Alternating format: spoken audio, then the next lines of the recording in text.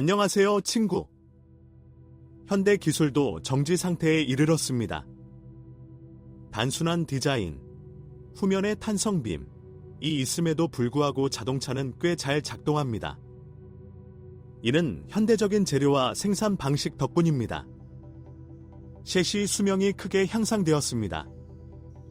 10만 킬로미터 후에도 자주 개입할 필요가 없습니다. 또한 볼 조인트와 사일런트 블록은 별도로 교체가 가능합니다. 덕분에 셰시 수리 비용은 합리적인 한도 내에서 유지됩니다. 불행히도 엔진의 상황은 쉽지 않습니다. 유럽에서는 가솔린 버전 중 선두주자가 1.2리터 3기통 엔진을 장착한 자동차입니다. 기본 1.2 파워텍 82HP를 제외하고 모든 버전은 과급 및 직접 연료 분사입니다. 성능면에서 1.2는 놀라울 정도로 좋은 엔진이다. 이는 자동차를 흔들거나 일반적으로 균형이 잘 맞지 않는 R3와 관련된 소음을 생성하지 않습니다. 연료 소비량은 디젤 엔진과 거의 동일합니다. 고속도로에서는 약 5리터, 시내에서는 7에서 8리터입니다. 그러나 몇 년의 기쁨 끝에 가혹한 진실이 다가옵니다. 우선 타이밍 벨트에 반복적으로 문제가 발생합니다. 여기에 사용된 솔루션은 오일베스에서 작동하는 벨트입니다. 선언된 자원은 18만 킬로미터 또는 10년 운영입니다. 그러나 때로는 놀라울 정도로 빨리 닳아 기름에 녹아버리는 경우도 있습니다. 잔여물이 오일 채널을 막아 윤활 품질이 저하됩니다. 첫 번째 증상 중 하나는 오일 압력 표시등이 켜지는 것입니다. 정기적으로 오일을 교환하고 오일팬을 청소하고 특수 오일 첨가제를 사용하여 엔진을 세척하면 이러한 현상을 피할 수 있습니다.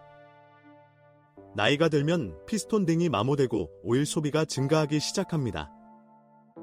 첨가제는 때때로 오일 소비 증가에 도움이 되지만 수리 없이는 사실상 불가능합니다. 이를 고려하면 점막 코일의 오작동은 사소한 일이지 문제가 되지 않습니다. 308 2세대에는 가솔린 1.6 프린스 시리즈도 사용된다. 여러 가지 개선에도 불구하고 점화 시스템 문제, 오일 소비 증가 및 오일 누출에 대한 불만은 여전히 있습니다. 때로는 포괄적인 엔진 수리로 귀결되기도 하는데 이는 저렴하지 않습니다.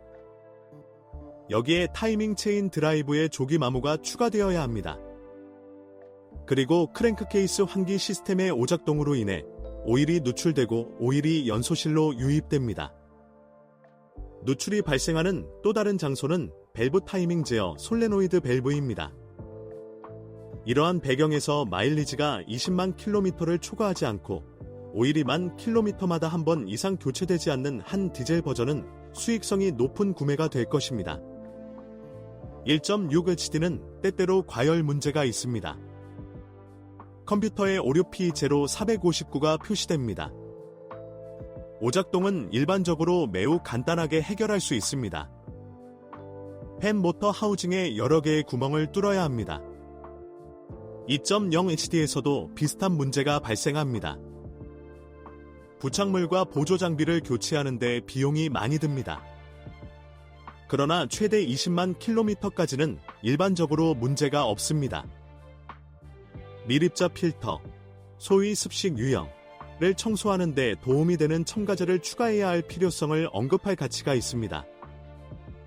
처음으로 오일을 보충하는 시기는 9만 킬로미터 이후이고 이후에는 3만 킬로미터마다 보충됩니다. 그러나 이는 진단 컴퓨터 없이는 수행할 수 없습니다. 그래야만 레벨을 확인할 수 있고 보충한 후 액체의 상태를 바로잡을 수 있습니다. 시스템 용량은 1.5리터이며 보충 비용은 그리 높지 않습니다. 때로는 수동 기어 변속 레버의 정확성에 대한 불만이 있습니다. 이 질병은 가솔린 1.2 및 디젤 엔진과 결합된 MS 코드를 사용하는 수동 변속기에서 일반적입니다. 기어박스를 제거하지 않고도 기어 변속 메커니즘을 수리할 수 있습니다. B 코드가 있는 수동 변속기의 경우 4단 기어를 넣을 때 어려움과 소음이 발생하는 경우가 있습니다. 일반적으로 동기화 장치가 책임이 있습니다. 마모된 부품은 교체해야 합니다. 기타 문제 및 오작동. 푸조 308은 서비스 프로모션에 자주 등장했습니다. 그러나 연료 시스템, 에어백 및 냉각 시스템에 대한 실제 개입이 필요한 차량은 소수에 불과했습니다. 다른 모델의 오작동을 알고 계시다면 꼭 적어주세요.